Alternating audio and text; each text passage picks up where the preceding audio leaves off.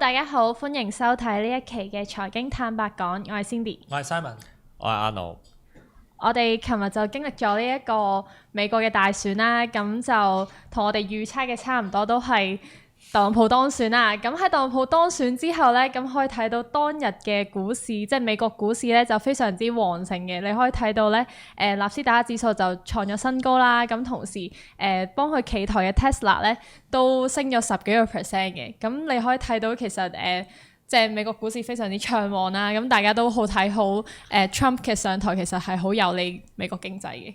係啊，你知道佢一上台嘅話咧，基本上就首先會實行佢有啲政綱嗰啲，佢講到好實噶嘛，例如減稅啊、減企業啊同埋個人所得稅呢啲，咁基本上佢可能會好前期嘅情況下就會做噶啦。咁呢啲係絕對係帶旺到美國企業嘅，因為實際上你下年稅收你真係減幾個 percent，你個盈利上邊就可以多翻幾個 percent 噶啦嘛。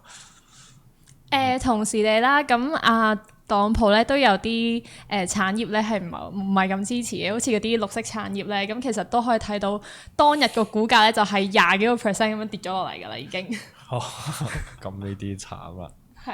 係啊，因為而家就美國股市其實市場有個方向性咯，即係佢當選咗咁好明確地有啲政策之後會推出嘅時候，咁個市場短期之內有個方向就咁升上去。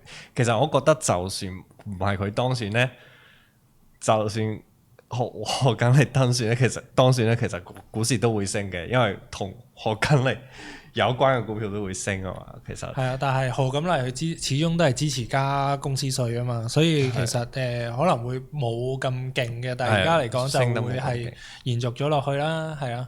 要睇翻啦，你睇翻特朗普佢個政策啦，咁一開始一定係針對於國內嘅市場，國內嗰啲去做翻嘢嘅，例如嗰個移民嗰啲嗰啲問題啦，即係非法移民係啦，非法移民啦，跟住邊境問題啦，針對嗰啲嘢，呢啲係全部佢首要就去做啊，外交啊或者係一啲你話佢好 highlight 嘅一啲關稅啊嗰啲，未必係第一時間做。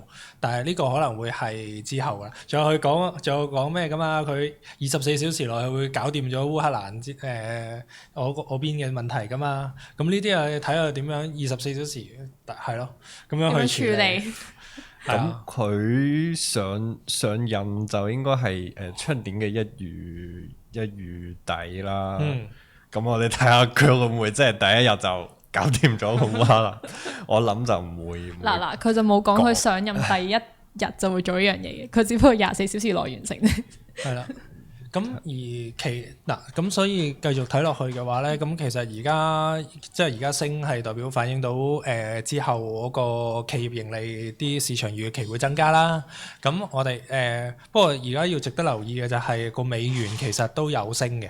係啦，咁佢行嘅就會係一個強美元政策，但係佢亦都喺另一方面咧，佢亦都會係支持減息嘅，係啦。咁點樣減息下又強美元咧？呢樣嘢其實較為棘手㗎啦。因為佢變相你個美元匯率其實同你嗰個利率係有好直接嘅關係㗎嘛，因為之前都加息咗咁多，咁佢而家通脹低咗，減息落嚟係正常嘅，但係喺一路減息嘅時候，要一路增加翻個美元個強度嘅話咧，咁你就其實需要個資金不停咁流入去啦。咁究竟流入去美元嘅資金係要買咩咧？咁你要好明確啦。咁呢一方面其實而市場上邊其實未必係咁反映到呢件事嘅，而家暫時。如果講起通脹嘅話，其實特朗普都有啲政策，就係其實佢會令到個通脹係會上升嘅嘛。我哋之前有講過，就係好似例如佢對於其他國家嘅入口佢會徵收關稅啦。咁其實呢啲都會預期到可能民眾嘅嗰個可能物價指數其實會上升嘅。咁如果係咁嘅話，咁究竟減息究竟係咪一個可行嘅做法咧？我覺得都係要即係可能到時候要睇下佢點做咯。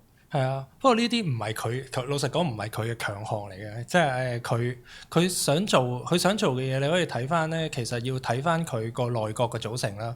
因為而家講緊最大嘅不確定性咧，其實就係 Elon Musk 啊嘛。因為 Elon Musk 佢究竟會唔會成為內閣成員咧？如果佢成為內閣成員係咩位置咧？因為其實佢兩個好夾嘅一樣嘢，但係都中意做 deal，其實係啊。即係你諗翻起佢 Elon Musk 係你話飄唔飄忽，其實都好鬼飄忽嘅。係啊，你又買 X，跟住又唔買，跟住又最後尾又要買咁嗰啲嗰類型嘅嘢啦。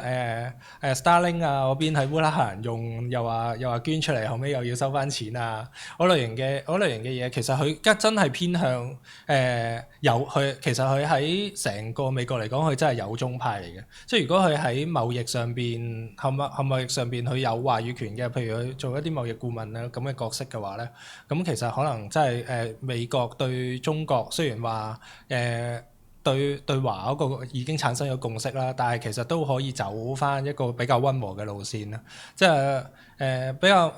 如果你話好似而家咁比較明顯嘅，就好似阿耶倫咁啦，耶倫佢成日走去中國嗰度食下嘢，咁其實都係同你友善咁外交啊。比起其他嗰啲內閣嘅成員過去中國嘅時候都友善好多嘅，咁會唔會傾到啲嘢咧？咁呢樣嘢其實值得要去關注咯。咁另外就係其實佢個內閣點樣組成？而家其實個個都喺度估緊嘅。咁嗰個內閣組成，因為始終特朗普唔係一個好多方面嘅專家，佢都係要靠好多人即係去幫助佢噶嘛。咁究竟嗰個係咩人咧？如果上咗嚟嘅，譬如係一啲傳統嘅比較仇視共產黨嘅，咁可能就對中國嗰方面就會比較強硬啦。咁如果係一啲溫和啲嘅，咁亦都會唔同。咁呢個我哋要值得觀察啦。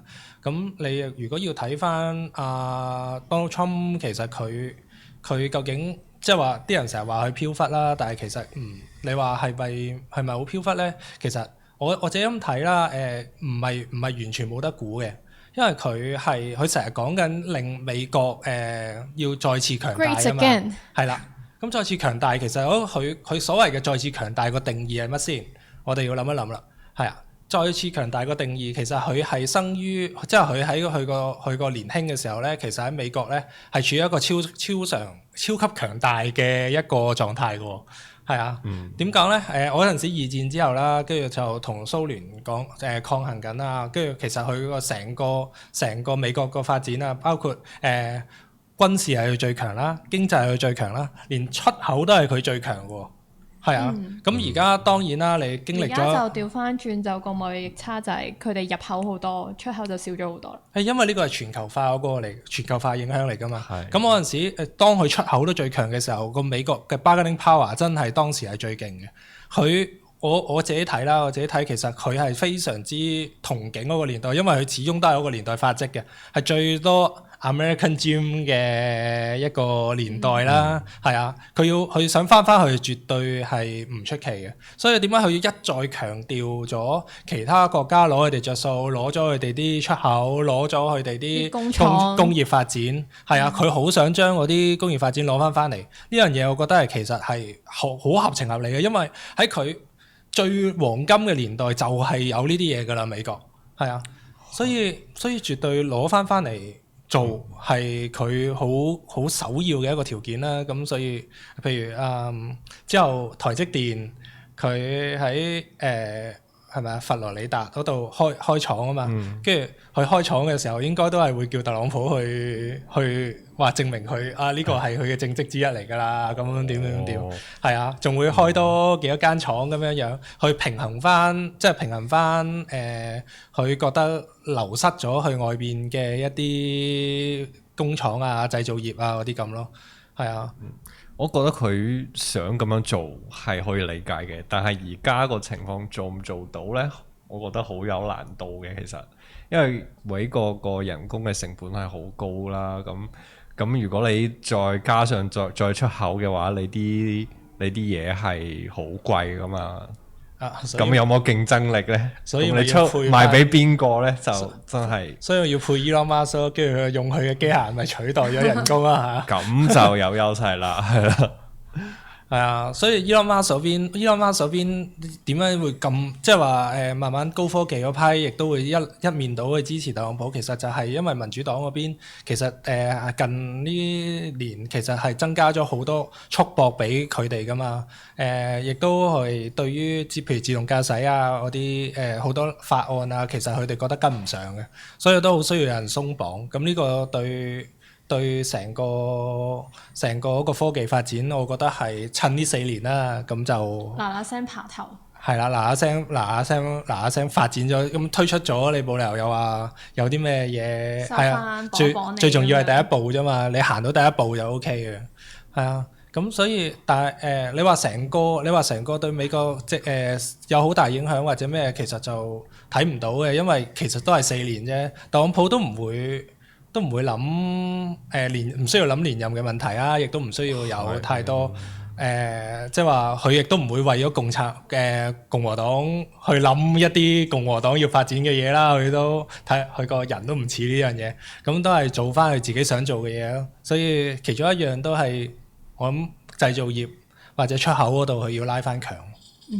咁我哋今日就同大家講咗關於特朗普上台之後對美國經濟會有啲咩影響啦。咁我哋下一期咧就會同大家傾埋其他國家對於特朗普上台之後其實會有啲咩影響啦。咁我哋下期再見，拜拜。